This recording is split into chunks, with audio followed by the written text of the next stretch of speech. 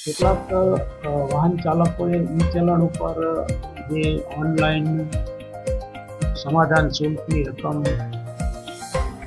Payment કરી હોય એના ઉપર જીએસટી અને સર્વિસ ચાર્જ લાગેલાની રજૂઆત કરેલી. એ બાબતમાં ખરાઈ કરતા ખરેખર તેઓએ થર્ડ પાર્ટી એપ્લિકેશન, દાખલા તરીકે કાર24 એ ટાઈપની કોઈ હોય તેના ઉપર જઈ અને એ એપ્લિકેશનની સર્વિસનો લાભ લીધો હોવાના કારણે એ સર્વિસ ટેક્સ અને જીએસટી લાગેલા આવે.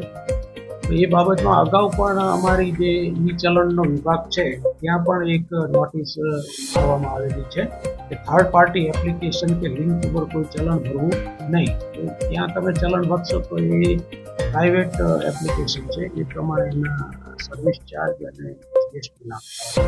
પરંતુ જે ગવર્મેન્ટની જે સાઇટ છે જેમ કે ઈ ચલણ પરિવહન.ગવર્મેન્ટ, પછી વી-કોર્ટ અને 2022 પહેલાં જો કોઈ ચલણ બનેલા હોય તો www.suratcity.ની જે સાઇટ છે એના ઉપર જો ભરવામાં આવે તો આ પ્રકારના કોઈ વધારાના ચાર્જીસ લાગશે નહીં. તો જે સમાધાન શુલ્કની રકમ છે એ જ ભરપાઈ કરવાની રહેશે.